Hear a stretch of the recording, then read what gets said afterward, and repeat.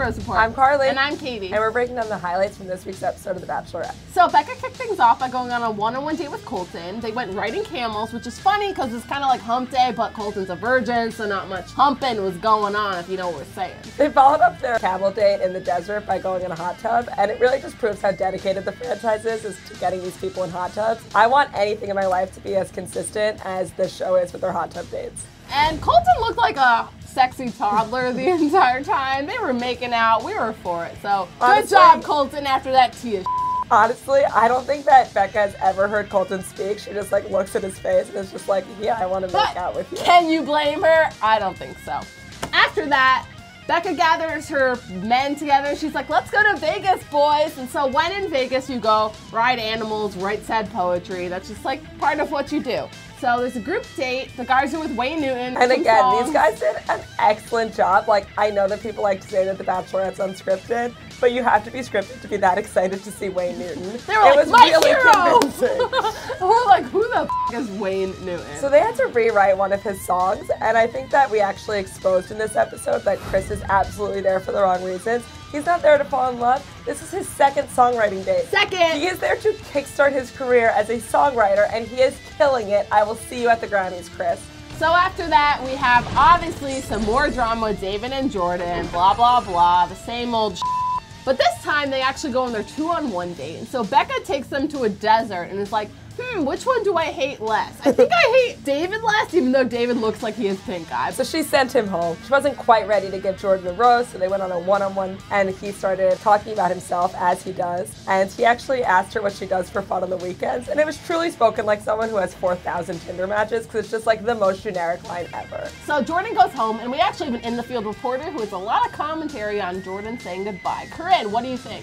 Jordan finally getting sent home. Make sure you listen to your shoes clacking on the way out just as you did on the way in. Bye-bye now. Bye-bye.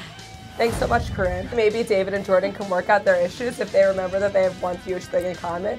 All they care to talk about is Jordan. Or if they just make out. That just seems to solve everything. It's time. After that, we have Chris, who was just a nightmare the entire episode. He was just complaining the entire time, and he was having time with Becca. And Wills comes in with his sparkly and is like, Chris, sit the down. And we were like, Wills, have our baby. You're our hero, Will. So Chris was kind of upset because during the group date, he wrote the best song, and then Blake came in and was like, I'm falling in love with you, and somehow just like snatched the rose out of Chris's hands when he really deserved it. He was kind of being weird about it, and he's like, do I even want to be here? And he was telling people that, and then Becca confronted him, and he was just like, I absolutely want to be here, which is just like such an easy out. This week's stats, the worst animals, because there were a lot of animals. Yeah, The Bachelorette went wild this week. Literally wild. So, number one is camel, and we're not referring to camel toe. There was a real life camel. It was just spitting up spit on that sexy date with Colton. So that's number one on the list. Up next, we have Wayne Newton's horse, who, like everyone else, pretended to be really excited about seeing Wayne Newton. So, like, excellent work.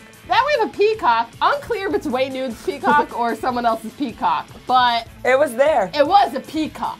Up next, we have the Eagles. Katie, do you care to comment on the Eagles? So every commercial break, there was an eagle coming in. I was like, cuckoo, cuckoo. I don't know if you heard it, but if you watch the recap episode, you're gonna hear it. It was weird. Up next, we have Becca's animalistic moan. God, Becca moaned while kissing Blake, and I wanted to die. Can we get a reenactment of that? Becca was looking into Blake's eyes. I don't want to look into Carly's eyes because it's kind of weird. It's too erotic. But she just goes, moo! And it sounded like 300 cows dying at the same time in a field. If that doesn't make you want to get to the fantasy suites, I don't know what will. Next, we have the Lil rat. That's what Jordan called David, because guess what? He was being a lil rat. But you want to know what else David was being? He was being a chicken, like usual. So up next is Chicken David, because you're an animal and you're the worst. We're done with you, David. On that note, we're going to go into the MVPs for the week. Mine has to be that ugly camel. That camel was spitting up everywhere, but it's still hotter than half the contestants.